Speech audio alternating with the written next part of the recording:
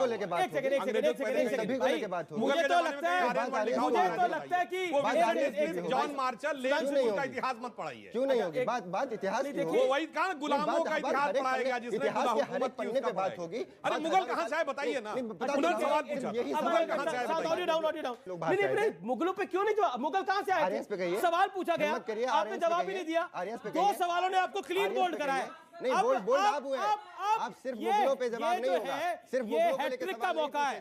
देखिए 2 सवालों ने बोल्ड किया है। हैट्रिक वाला सवाल कौन पूछना चाहता है? कौन पूछना चाहता है? आप देखिए ये एक सवाल आया है, हैट्रिक का मौका है। आपके लिए बड़ी दिक्कत वाली बात हो गई है, आपका बारी 2 बारी विकेट उखाड़ चुके हैं ये दोनों। अब मैडम आप पूछिए सवाल। सर मैं जैन हूँ, आई थिंक इंडिया में ही है वो मंदिर जब शाहजहां और औरंगजेब ने वो मंदिरों के चेहरे, जैन मंदिरों के चेहरे डिस्ट्रॉय कर दिए गए थे। वो मंदिर आज भी मौजूद है। तो मैं सिर्फ ये पूछना चाहती हूँ कौन सा ऐसा मंदिर था जो मुगलों ने बनाया था? हाँ, ये मैंने भी कहा था ना, ये इतिहास पढ़ाने की जरूरत है। आप इसकी जानकारी करिए। नहीं, बालाजी मंदिर है, बालाजी मंदिर है, बालाजी मंदिर है, आपका पढ़ने की जरूरत है। बालाजी मंदिर है, वही तो कह रहा हूँ, ठीक है। बालाजी मंदिर है। अरे भाई साहब बालाजी मंदिर औरंगजेब बनवाए, उज्जैन में मंदिर बनवाए। आप यही तो कह रहे हैं कि उज्जैन। आप उनसे सलाह कर रहे हैं, मैं उन्हीं से पूछ लेता हूं। मुझे भाई भी कह रहे कहां फंसा दिया, किसके साथ? मुझे भाई भी परेशान है। आप उनसे बार-बार पूछ रहे हैं 2-3 मंदिर बता दो, 2-3 मंदिर बता दो। मैंने किसी से नहीं पूछा। जी। ये कहा जाएगा देखिए, और मुलायम सिंह ने कहा था हम बाबरी मस्जिद बनवाएंगे, तो कहा जाएगा बाबरी मस्जिद उन्होंने नहीं बनवाई थी इसी टैक्स के आधार पर। भाई फ्लोर ऑफ द हाउस पे, वो तो doctor floor of the house पे भारत की संसद में दिया गया बयान है। सुधांशु जी, मैं कहूंगा आपकी सरकार चल रही है और जिस आपको दारा शिकोह की आप तारीफ कर रहे हैं वो भी मुगल था, और मैं कहूंगा कि आप भारत रत्न दे उनको, आप भारत रत्न दें। हम आगे बढ़ेंगे, भारत जो खर्चा होगा वो हम इकट्ठा करके देंगे। भारत होता है? अरे भाई आपको माला पिलाएंगे, आपको रेड कारपेट लगाएंगे। आप ऑडियंस गरिमा बना के रखिए, गरिमा बना के रखिए। आप भारत रत्न दे, अब्दुल हमीद को भारत रत्न दे, अबुल कलाम आजाद को भारत रत्न दे, आप मंदिर वाले एपीजे अब्दुल कलाम को भारत रत्न दे। उनको तो मिल चुका है भाई, मिल चुका, बहुत बड़ी बात है। बाकी जो रहेगा उनको दिलवा दीजिए। भाई देखिए इनका ज्ञान अपरंपार है, इनको पता नहीं भाई वीर अब्दुल हमीद मिलिट्री के थे, तो उनको सबसे बड़ा जो मिलिट्री अवार्ड होता है परमवीर चक्र मिल चुका है। ठीक है, सिविलियन अवार्ड सिविलियन को मिलता है, मिलिट्री अवार्ड मिलिट्री के व्यक्ति को मिलता है। राजकुमार भाटी जी, जो ज्ञानवापी का पूरा विवाद चल रहा है उसको लेकर शिवलिंग, वहां पर हिंदू पक्ष कह रहा है कि शिवलिंग है, कोर्ट में ये मैटर है। आपको लगता है भी हाल ही में अक्षय कुमार ने एक इंटरव्यू दिया, उन्होंने बोला कि मुझे तो ये शिवलिंग जैसा ही प्रतीत होता है। और क्या आपको लगता है कि अगर वो विषय है तो पॉलिटिकल पार्टीज को उस विषय पर अपनी राय साफ करनी चाहिए? ज्ञानवापी पर आपकी राय क्या है? ये अक्षय कुमार कौन है जिसे आप कोट कर रहे हैं? अक्षय कुमार ने कहा ये नहीं, कोई उन्होंने कहा, मैंने राय दी। कोई विशेषज्ञ हैं, कोई इतिहासकार हैं, कोई महात्मा हैं, कोई ये अक्षय कुमार कैनेडियन हैं, कनाडा की नागरिकता उनके पास, और उन्होंने खुद मीडिया में बोला था देश के हालात ख़राब होंगे, मैं कनाडा जाके बस जाऊँगा, और जब फिल्मों में काम बंद कर दूंगा मैं कनाडा जाके बस जाऊँगा। वो हमारा आदर्श कैसे होगा? केवल इसलिए कि उसके 2-4 ये इस तरह के लोग होते हैं बिजनेसमैन, जिसकी सरकार होगी। ये 2014 से पहले बीजेपी के समर्थक नहीं थे अक्षय कुमार, नहीं, पर न मोदी जी के समर्थक के बात है। आज उसे हो गया, आज वो इसलिए चहेता हो गया है। कमाल की यही तो गड़बड़ करते हैं आप लोग। अगर वो पृथ्वीराज चौहान फिल्म बना रहा है तो वो बीजेपी का समर्थक कैसे है? अगर वो शिवलिंग को उसको शिवलिंग दिख रहा है तो वो बीजेपी का समर्थन कैसे है? आप क्यों मान लेते हैं जो शिवलिंग की तरफ है वो आपके विरोध में है? ये ऑटोमेटिकली आप कैसे मान लेते हैं? नहीं, कायदा तो ये कहता है कि मुझे ज्यादा बोलना है तो आप कम बोलो, क्योंकि आपको सवाल पूछना है। मैं तो डबल माइक दे रहा हूं। मेरा केवल कहना इतना है, मैं सारी बातों को कंडम नहीं कर रहा, कुछ बातें बहुत उचित हैं, बहुत सही हैं। आदरणीय गुरुजी महात्मा जी हमारे बीच में, उनकी मैं एक एक बात से सहमत हूं, उन्होंने कुछ भी गलत नहीं कहा। उन्होंने ये भी बात सही कही कि केवल इस आधार पर किसी आतंकवादी या किसी हमलावर के पक्ष में नहीं खड़ा होना चाहिए कि वो हमारे धर्म का है, पॉइंट। लेकिन यही बात हम पे भी लागू होनी चाहिए। सुधांशु, आपकी तरफ के हैं अक्षय कुमार? अब देखिए, यही तो बड़ी विचित्र सी बात है, ये जो डिवीजन करने का प्रयास किया जाता है कि अगर किसी ने राष्ट्रवाद की बात कह दी, पृथ्वीराज चौहान की बात कह दी, तो हमारी तरफ के हो गए। देखिए, समस्या जानते हैं क्या है? मैं आपको बताता हूं, जैसे अभी महाराज जी स्वयं वृंदावन के हैं, मैं आपको एक पंक्ति बोलता हूं, आप बताइएगा ये किसने लिखी है, हिंदू ने कि मुसलमान ने लिखी? शेष गणेश सुरेश महेश सुरेश जाहि निरंतर गावे, और जाहि अनादि अनंत अखंड अछेद अभेद सुवेद बतावे, और देखिए अनंत अखंड वेद की बात कर रहे हैं। और ताही अहीर की छो हरियां छचिया बर छाछ पे नाच नचावे, ये कौन लिख रहा? सैयद इब्राहिम रसखान, जिनके बारे में माना जाता काबुल में पैदा हुए, वृंदावन में आके उन्होंने प्राण त्यागे, मगर उससे कभी किसी सेकुलरिज्म के सूरमा को उनके घर जाते हुए जोड़ते हुए देखा हो तो बताइए। सबसे बड़े मुस्लिम कृष्ण भक्त कवियों में एक हुए आलम शेख, जिनके लिए कहा गया नव रसमय मूरत सदा जिन बरने नंदलाल, आलम आलम बस कियो दय निज कविता जाल। कभी कोई नहीं जाता आलम शेख के घर पे। मगर और एक और बात कह दूं, जब औरंगजेब की बात आती है, चलो छोड़ो भाई हिंदुओं के साथ क्या किया छोड़ो, अपने साथ क्या किया। जब वो जेल में शाहजहां था तो शाहजहां ने उसको लिख के भेजा, भाई जेल में मैं अकेला रहता हूं, कुछ बच्चों को भेज दो, उनको कुरान ही पढ़ा दूं। तो जानते हो उसने क्या लिख के भेजा? बादशाहत चली गई, अभी बादशाही करने का वो नहीं गया जज्बा, और तो नहीं भेजे। फिर जानते क्या था? उसको अनाज और पानी भी लिमिटेड मिलता था। जब शाहजहां ने कहा कि पानी ज्यादा भेज दो तो औरंगजेब ने मना कर दिया। तो जानते उसने फारसी में कविता लिखी, कविता में उसने लिखा, अरे तुम जिंदा बाप को पानी नहीं दे रहे, तुमसे अच्छे तो हिंदू हैं जो पितृपक्ष में मरे हुए पूर्वजों को भी पानी देते। ये शाहजहां ने कहा है फारसी में, और उसके बावजूद उस औरंगजेब के लिए लड़ना। मेरे भाई घर में तुम क्या चाहते हो, अपने लिए कौन सा आदर्श बनाना चाहते हो, देख लो। क्या आप चाहते हैं कि, मैं माफ करिए मैं कभी नहीं ये सवाल पूछता, लेकिन क्या आप चाहते हैं कि आपके घर में औरंगजेब जैसा आदर्श बने? चाहते हैं? कभी नहीं चाहेंगे? सवाल है मेरा, सवाल है मेरा। देखिए पहली बात यह है कि औरंगजेब के बहुत सारे, अगर इनको इन्होंने जो भी कहा, क्या तथ्य है, क्या पीछे उसके इतिहास है, ये सिर्फ इनका अपना जो है बनाया हुआ सुधांशु जी की थ्योरी है। शाहजहां ने लिखा है, इसमें कोई थ्योरी है? उसने अपने भाई का गला काटा था, ये बाप तो ने लिखा। अशोक ने भी काटे थे अपने भाई के गले, बिंबिसारा ने अपने बाप का गला काटा था, अजातशत्रु ने अपने बाप को कैद किया था। वो सब है, ये राजा करते थे। आप औरंगजेब की बड़ी तारीफ कर रहे थे, आप चाहते हैं आपके इंशाल्लाह एक बात बताइए, एक बताइए ना, आप चाहते हैं कि आपके घर परिवार में औरंगजेब जैसा आदर्श हो? चाहते हैं? मेरे सवाल का जवाब दीजिए, हाँ या ना में जवाब है। बस मैं दे रहा हूँ। उसके चार बुरे कामों को मान लीजिए, आपको जो लगता है पूछा कर दे, उसके अच्छे कामों को अगर देश के मोदी जी अपना आइडियल मान ले तो देश बहुत आगे चला जाए। कि मोदी जी औरंगजेब को आइडियल मान ले। जी, मैं पूरी जिम्मेदारी के साथ ये बोलना चाहती हूँ कि ये कोई नहीं कह रहा है कि हिंदू हमेशा सही करता है और मुसलमान हमेशा गलत करता है, ये कोई नहीं, लेकिन भारत में अगर कोई गलत करता है तो उसको रावण बना के जलाया जाता है मेरे भाई, उसको पूजा नहीं जाता है, उसको बलि नहीं बोला जाता है। सिर्फ इस पर आपसे बात करी जा रही है जो आप मानने को तैयार नहीं है। अमीश, में एक बात इन्होंने, और यहाँ पे सारे युवा बच्चे बैठे हैं, इन्होंने भड़काने की बात करी, मैं क्लियर करना चाहती हूँ। मेरे गुरुदेव माननीय के.एन. गोविंदाचार्य जी ने मुझे एक सूत्र दिया है जो मैं आप युवाओं को देना चाहती हूँ, कि भारत को सिर्फ संप्रदाय में नहीं बांटा जाता है, भाषा, जाति, क्षेत्र और संप्रदाय, आर्यन द्रविड़ थ्योरी कुछ नहीं है, देश को क्षेत्रवाद में बांटने की कोशिश है। आप चाहते हैं कि आपके घर में औरंगजेब की तरह व्यक्ति हो? चाहते हैं आप? हाँ, बिल्कुल, मैं अभी बताऊंगा इस पे पूरी रात। पूरे बताओगे? हाँ या ना बताइए। आप बोल लीजिए। आप बोलिए। नहीं, या मुझे अपना पक्ष रखने दीजिए, आप बोलिए। ठीक है। ऑडियंस मुझे अच्छे से, मैं ऑडियंस को समझ पा रहा हूँ बहुत अच्छे से, बहुत सारी चीज़ें समझ पा रहा हूँ, इसलिए बेहतर है कि आपने ये सवाल मुझसे किया और मैं इस पर जवाब देता हूँ कि औरंगजेब को मैं गलत नहीं ठहराता हूँ। वो बड़े ऐलानिया इस बात को आपके चैनल पे खुल के कह रहा हूँ कि आप चाहते हैं आपके घर में भी औरंगजेब ने भारत में एक हो, देश की जीडीपी कहाँ पहुँच गई है, भारत में हो भारत में अब औरंगजेब एक होना चाहिए, भारत में हो। जी, भारत में हो।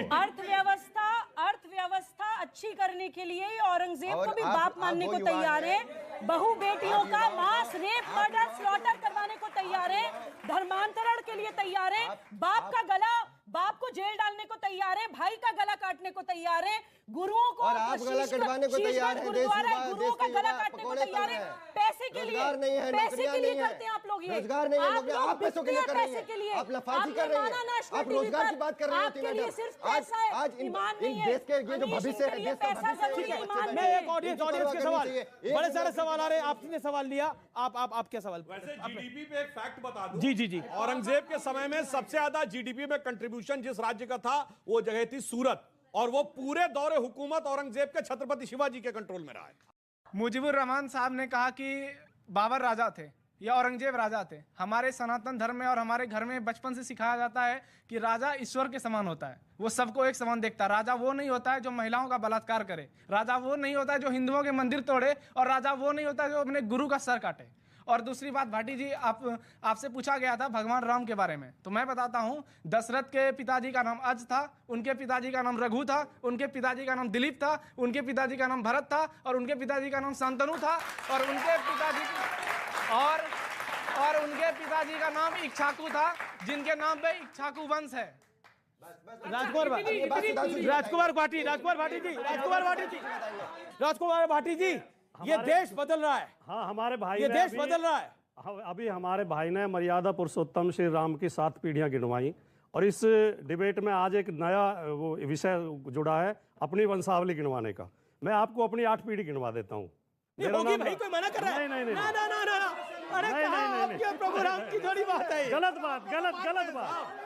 आपके में कोई प्रॉब्लम नहीं है। केवल 10 सेकंड आप गिना देंगे, वो सवाल उधर है। केवल 10 सेकंड। इसमें भी कुछ सार है। अरे प्रभु राम की पूछी थी। सर, ये देश प्रभु राम के बारे में पढ़ेगा, ये देश आपके और समाजवादी पार्टी के बारे में इतिहास नहीं पढ़ेगा। कह चुका हूँ, 10 मिनट बाद आप समझ जाओगे मैं क्यों गिनवा रहा हूँ। अच्छा ठीक है, आप मेरा एक सेकंड सुनिए। मेरा नाम राजकुमार है, मेरे पिताजी का नाम श्री रामकरण सिंह है, उनके पिताजी का नाम श्री धारा सिंह जी था, उनके पिताजी का नाम श्री भंता सिंह, उनके पिताजी का नाम श्री भूरा सिंह, उनके पिताजी मजलस जमींदार थे, जिन्हें 1857 में अंग्रेजों ने बुलंदशहर कालेआम पे फांसी दी थी, जो कि क्रांतिकारी थे। 1857 बिल्कुल तालियां आपके पूर्वजों के लिए। आज हम लोगों पर सवाल उठाया जाता है। कोई सवाल नहीं उठा रहा। आपके पूर्वजों पे सवाल ही नहीं है, कोई जाता है। आपके पूर्वजों पे कोई सवाल ही नहीं है। इसी कहते हैं कभी। और दूसरी बात और 10 सेकंड मैं ये भी चाहता हूं, एक सवाल इन्होंने पूछा कि मेरे घर में राम जैसा आदर्श पुत्र पैदा हो, जो अपने पिता की आज्ञा पर राज छोड़ के वन को चला जाता है। अच्छी बात है। हम ये भी हमारी राम में भी आस्था है, राम में भी आस्था है, लेकिन राम के नाम पे हम देश को बांटना नहीं चाहते। भाटी जी बस अच्छा, क्या राम का आपने बोला हम राम के नाम पे देश को बांट नहीं चाहते, तो राम मंदिर बनाकर देश बांट रहे हैं? मैंने ये कहा। आपका मतलब क्या है? मैंने ये कहा। आपका मतलब क्या है? आप अपनी तरफ से क्यों? मैं सवाल पूछ रहा हूँ। आप ऐसा अन्याय क्यों करते हैं? सवाल पूछ रहा ऐसा अन्याय भाई, इसका मतलब तो ये हुआ कि राम के नाम पर ये देश को बांट रहे हैं, ये राम का मंदिर बनवा रहे हैं, तो ये देश को बांटने के लिए राम का मंदिर बना रहे हैं। समाजवादी पार्टी का ये स्टैंड है। एक बात का राम के नाम पर देश बढ़ सकता है? महाराज जी, राम के नाम पर देश बढ़ सकता है? देखिए, राम के नाम पर देश बटेगा नहीं। राम और कृष्ण भारत की आत्मा हैं। एक बात और सुन लीजिए, राष्ट्रवाद से अगर किसी दल का संबंध है, उस दल का समर्थन पूरा भारतवर्ष जीवन भर करता रहेगा। अगर आप राष्ट्रवादी हो जाएंगे, सभी लोग करेगा। एक अंतिम बात, कबीर साहब की बात सुन लीजिए। आधी बात इन्होंने कही थी, कबीरा कबीरा क्या रटत है, जा जमुना के तीर, एक गोपी प्रेम में बह गए कोटि कबीर। ये कबीर साहब ने कहा। जी जाएंगे, मानेंगे क्योंकि प्रभु राम की बात हुई कि प्रभु राम के नाम पर देश बढ़ सकता है। अगर आते हैं तो राम राम, जाते हैं तो राम राम, जब मौत भी हो जाती है ना तो कहा जाता है राम नाम सत्य है। सुनिए, इन्होंने कहा कि देश को राम के नाम पे बांटते हैं। आपको होता है?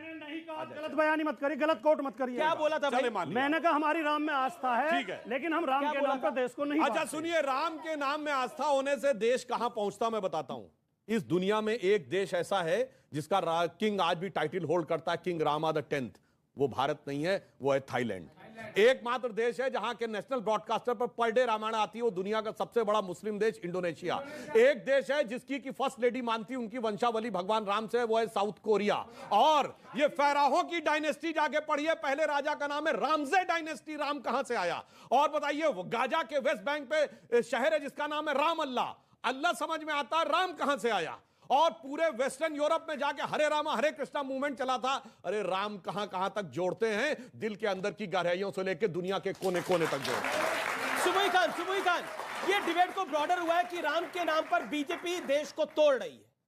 जी अमीश, जिन लोगों को लगता है कि ज्ञानवापी का मसला या जो भी भारतीय संस्कृति से जुड़े हुए, इतिहास से सिर्फ ज्ञानवापी नहीं, पृथ्वीराज चौहान पे फिल्म बनाना देश को तोड़ना हो रहा है। Exactly. राम के नाम पर देश को तोड़ना हो रहा है, ज्ञानवापी के नाम पर देश को तोड़ना हो रहा है। देश अगर जुड़ता है तो वो महंगाई के नाम पर जुड़ता है, देश अगर जुड़ता है तो वो बेरोजगारी के नाम पर जुड़ता है। और वो बेरोजगारी, वो महंगाई जो 50 साल पहले भी थी, जब पिक्चर आई थी रोटी कपड़ा और मकान, जब पिक्चर आई थी रोटी कपड़ा और मकान, जो पिक्चर आई थी मेरे अपने बेरोजगारी के ऊपर। सुनिए, लाइन क्या थी? पाउडर वाले दूध की मलाई मार गई, राशन वाली लाइन की लंबाई मार गई, और बाकी जो बचा था वो महंगाई मार गई। महंगाई 50 साल पहले भी वही थी, रेट ऑफ इन्फ्लेशन वाज 25%। मैं और सिंपल कर देती जी हूँ। जी जी मैं और मुझे तो सिंपल समझ कर नहीं देती आता, आजकल पॉलिटिकल पार्टी के नेता कई बार मैं ट्वीट करता हूं तो बोलते हैं अमीश जी महंगाई पे डिबेट करिए। मैं कहा बिल्कुल करता हूं, जब मैं डिबेट करता हूं तो इनके लोग भी आते हैं, महंगाई के ऊपर जब मैंने चर्चा करी तो इनके लोग भी आए। तो मैंने एक सवाल मेरे मन में आया आज, मुझे लगा कि आज मैं उस सवाल को अब मन में जो मेरे था मैं बोल ही देता हूं। एक बात बताइए, 2014 से पहले क्या इस देश के अंदर सब लोगों को नौकरी मिल रही थी? क्या बिल्कुल महंगाई नहीं थी? मतलब ऐसा दिखाने की और प्रतीत करने की कोशिश होती है कि अभी सारी समस्याएं हुई हैं, पहले कोई समस्या नहीं थी। ऐसा नहीं है, समस्या तब भी थी, समस्याएं अब भी है, चर्चा तब भी होती थी, चर्चा अब भी होती है। लेकिन फर्क यह है सरकारों का इकबाल खत्म हो जाता है, वो सबसे ज्यादा महत्वपूर्ण है। अभी जी राजा का इकबाल यानी महंगाई पे डिबेट नहीं, रैली होती थी जयपुर में और उसपे भाषण 10 मिनट तक हिंदुत्व पे दिया जाता। बिल्कुल राहुल गांधी ने किया हम भड़काते जी। लेकिन महाराज जी बिल्कुल आखिरी दौर है, मैं चलता हूं कि चलते चलते आप कुछ सुना दें, कुछ देश के युवा के लिए। बस एक ही चीज सुना रहा हूं। जी। दीवार एक फिल्म थी, अमिताभ बच्चन, शशि कपूर जी। तो शशि कपूर पूछता है कि मुझे एक मिला है लिस्ट जिसमें स्मगलरों के नाम हैं, ये वो फलाना। अमिताभ बच्चन कहता है रवि तुम्हें याद है बचपन में हमने कितनी रातें फुटपाथ पर गुजारी? रवि तुम्हें याद है किसने हमारी माँ के हाथ पे क्या लिख दिया था? तो अंत में शशि कपूर कहता है कि दूसरों के गुनाह जनाने से तुम्हारे अपने गुनाह कम नहीं हो जाते। मुजीबुर रहमान और AIMIM के दूसरों के गुनाह बता बता करके औरंगजेब और बाबर को हीरो बनाने का प्रयास मत करो, ये हीरो नहीं हो सकते भारत के। आप बताओ, जो गुनाहगार है वो गुनाहगार है, जिसने हत्याएं की वो हत्याएं किया। ठीक है, आतंकवादी आतंकवादी होता है। चीखने से हो बहुत शुक्रिया जी सुधांशु, लास्ट वर्ड। अंत में आपने आज सारी की सारी इतिहास के ऊपर बात कही, तो इतिहास बताएं क्या पढ़ी है? जो रामचरितमानस के अंतिम छंद में लिखा है, कहत परम पुनीत इतिहासा श्रवण ही करत सकल भ्रमनासा। बस वो इतिहास पढ़िए, और जो बाकी इतिहास है उसके लिए कहता हूं हटा दो ये इतिहास झूठे तुम्हारे, यहां जर्रे जर्रे पे सच है लिखा रे। जो कोई किताबें न बानी कहेगी तो ये माटी सभी की कहानी कहेगी। बहुत बहुत शुक्रिया, बहुत बहुत शुक्रिया इस चर्चा में आने के लिए। आप युवाओं का बहुत बहुत शुक्रिया, फॉर द वंडरफुल ऑडियंस आपका बहुत बहुत शुक्रिया। फिलहाल इस चर्चा को यही समाप्त करते हैं, लेकिन पृथ्वीराज रसों वीर थे और मजबूत थे। नमस्कार।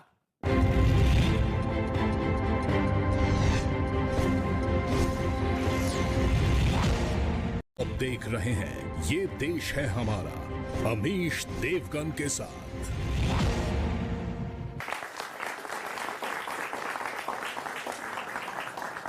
नमस्कार व्यूअर्स, मैं हूं अमीश देवगन। कहते हैं जो अपने इतिहास से नहीं सीखता, इतिहास की गलतियों में सुधार नहीं करता, उसका भूगोल और आने वाला वक्त बदल जाता है। तो क्या भारत के इतिहास में हुई भूल को सुधारने का वक्त आ गया है? मैं सबसे पहले कुछ नाम आपके सामने रखता हूं, खास तौर पर ये नाम हमारी युवा पीढ़ी के लिए है। क्या हमें राजा विजाल्य का नाम याद है? क्या हम इन्हें जानते हैं? क्या हमें समुद्रगुप्त, सम्राट पुष्यमित्र, सम्राट हेमचंद्र, विक्रमादित्य ये नाम याद है? अगर नहीं याद है तो यकीन मानिए इतिहास बताने वाले और समझाने वालों से कहीं ना कहीं एक बड़ी चूक हुई है। ये भारत के शूरवीर थे।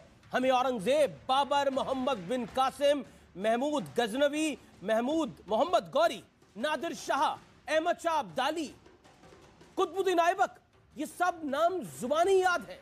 बाबर और औरंगजेब के नाम पर तो कई सड़कें इस देश के अंदर, मजारे हैं।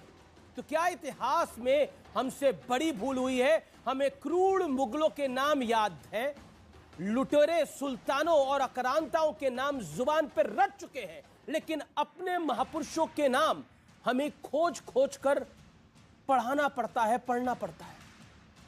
आखिर ये भूल किसकी है?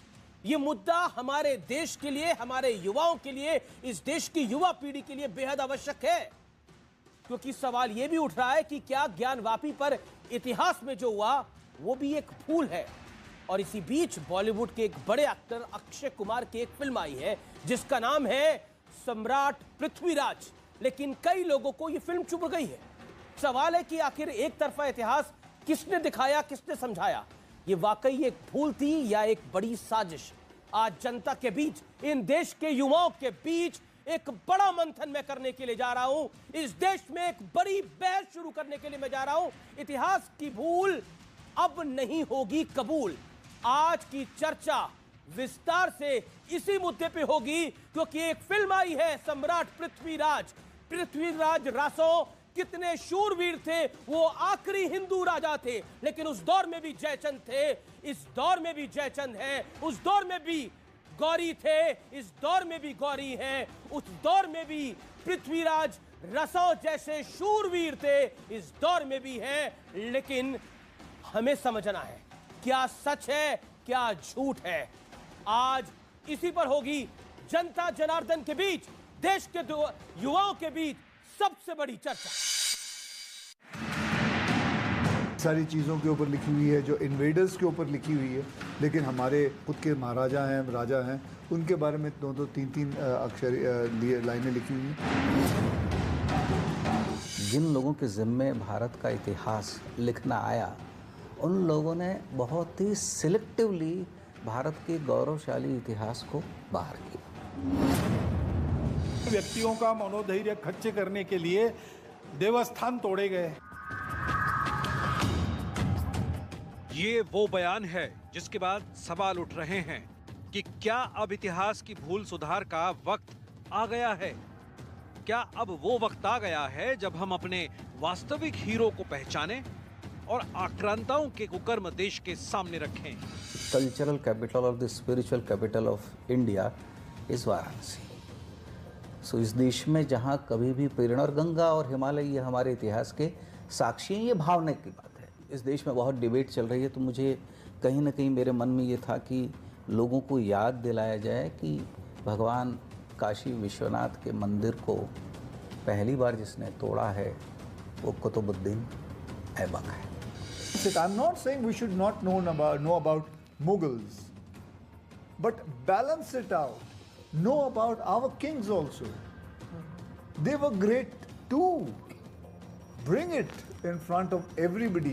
Our children would like to know about Maharana Pratap. सन 47 में हम स्वतंत्र हुए और मैं निश्चित रूप से कह सकता हूं कि 2014 से जो सांस्कृतिक पुनर्जागरण का एक युग भारत के अंदर शुरू हुआ है। इस बीच संघ प्रमुख मोहन भागवत ने कहा है कि भारतीयों का मनोबल तोड़ने के लिए आक्रांताओं ने मंदिरों को तोड़ा। इस्लाम बाहर से आया, आक्रामकों के हाथ आया। उस आक्रमण में भारत की स्वतंत्रता चाहने वाले व्यक्तियों का मनोधैर्य खच्चे करने के लिए देवस्थान तोड़े गए। भूल हुई है तो उसमें सुधार होना चाहिए, लेकिन इन भूलों को भारत की विरासत बताने की साजिश क्यों होती रही है? आखिर क्या वजह थी कि भारत के योद्धाओं की जगह आक्रांताओं का बढ़ चढ़कर गुणगान होता रहा? आज इसी मुद्दे पर होगी सबसे सार्थक चर्चा। इतिहास की भूल अब नहीं कबूल। तो आज एक बड़ा मंच है जहां पर हम एक बड़ी विस्तार से चर्चा कर रहे हैं। क्या वाकई इतिहास में जो भूलें हुई वो अब कबूल नहीं होंगी? ये क्या बड़ा वाजिब सवाल है, और मेरे साथ देश के युवा हैं जो इस पर अपनी राय रखेंगे। और आज हमारा स्टूडियो भी खचाखच भरा हुआ है इस पर अपनी राय देने के लिए। मेरे साथ जुड़ रहे हैं doctor Sudhanshu Trivedi, BJP member of parliament और बीजेपी के प्रवक्ता, इतिहास के बड़े जानकार भी हैं, इनका अभिनंदन है। मेरे साथ इस चर्चा में जुड़ रहे हैं समाजवादी पार्टी के वरिष्ठ नेता प्रवक्ता राजकुमार भाटी जी, उनका अभिनंदन है। मेरे साथ इस चर्चा में जुड़ रही हैं सुबुही खान, उनका अभिनंदन है, एडवोकेट है। मेरे साथ इस चर्चा में मौजूद है रितेश्वर जी महाराज सदगुरु, आपका भी अभिनंदन है जोरदार तालियों के साथ। मेरे साथ मुजीबुर रहमान मौजूद है जो कि वकील हैं, आपका भी अभिनंदन है। और साथ ही मौजूद हैं सैयद नाजिम अली AIMIM के, आपका भी स्वागत है। आप तमाम लोगों का स्वागत है इस चर्चा में। मैं सबसे पहले शुरुआत डॉक्टर सुधांशु त्रिवेदी आपसे करना चाहता हूं। यह चर्चा बड़ी है। अमित शाह देश के गृह मंत्री कहते हैं कि 1947 में तो आजादी मिली, लेकिन 2014 में सांस्कृतिक की आजादी मिली, जो सबसे बड़ी बात है। इसमें देखिए, मैं दो बातें इस पे कहना चाहूंगा। महात्मा गांधी ने 1909 में एक पुस्तक लिखी थी, हिंद स्वराज। उसमें उन्होंने यह लिखा था कि हम स्वतंत्रता की बात करते हैं, हम ब्रिटेन से मुक्ति प्राप्त करने की बात करेंगे और खुद ब्रिटेन की नकल बनना चाहेंगे तो यह स्वराज नहीं होगा। और संयोग की बात आप देखें, स्वतंत्रता के बाद क्या हुआ इसका मैं प्रमाण देना चाहता हूं। हमारी सरकार 2014 मई में बनी। 18 मई 2014 को लंदन के गार्डियन अखबार ने जानते क्या लिखा कि ये 16 मई का दिन भारत में वास्तविक आजादी का दिन माना जाना चाहिए। ये हम नहीं कह रहे हैं, ये ब्रिटेन का अखबार कह रहा है। क्योंकि इसके बाद, आजादी के बाद लंबे समय तक जो सरकारें रहीं उन्होंने विचार और व्यवस्था दोनों में जो ब्रिटिश कॉलोनियल लीगेसी थी उसको यथावत चालू रखा था। लेकिन सांस्कृतिक पुनर्जागरण कैसे? मैं उसी पे आ रहा हूं, बड़ा सटीक मैं इसी बिंदु पे आ रहा हूं। जी जी जी, जवाब। तो इसका अर्थ क्या हुआ? स्वतंत्रता मिली थी, उसका अर्थ क्या था? स्वतंत्र, अपना तंत्र। उसमें स्व का तत्व नहीं था। लोकमान्य तिलक ने स्वराज्य की बात कही थी, स्व का तत्व था ही नहीं। Everything was under the British legacy. वही वेशवाणी, तत्व दर्शन दूसरों का यह सबीले, विकृति को हम ग्रहण करते, निज प्रकृति को आज भूले। तो ये जो एक परिवर्तन आया स्व के बारे में, सिर्फ ऐसा ही नहीं, योग शुरू हुआ, ये हमारा अपना था, हम क्यों भूल रहे थे? आयुर्वेद हमारा अपना था, वैदिक गणित हमारा अपना था, इतने नॉलेज बेस हमारे अपने थे, परंतु हम उसे स्वीकार करने को तैयार नहीं थे। हम केवल, अब कहना नहीं चाहिए, हम ये बात नहीं कहते। आपको पता है कि कोल्हापुर में महालक्ष्मी का मंदिर है। जब 2 इक्विनॉक्सेस होते हैं, 21 मार्च और 21 सितंबर, उधर 3 दिन ऐसा होता, सूर्य की किरणें एक बार उस मंदिर में देवी के चरण पे पड़ती हैं, नेक्स्ट डे देवी के हृदय पे पड़ती हैं और फिर चली जाती हैं। कितना आर्किटेक्चरल, एस्ट्रोनॉमिकल, जो एक्सियल टिल्ट, तीनों का कैलकुलेशन होगा, वो भारत में नहीं दिखाया जाता था। सिर्फ ये दिखाया जाता था कि साहब ताजमहल और लाल किला बनाया हुआ, वो एक अलग विषय है क्या है, मगर ये चीज ना दिखाएं। बृहदेश्वर का मंदिर तंजावुर में, तमिलनाडु में, बगैर नींव के बना हुआ मंदिर है और उसकी छत पर जितना बड़ा स्टोन है वो आज तक नहीं समझ पा रहे हैं कि इतनी ऊंचाई पे ये स्टोन गया कैसे होगा। यह चीजें नहीं बताई जाती थी।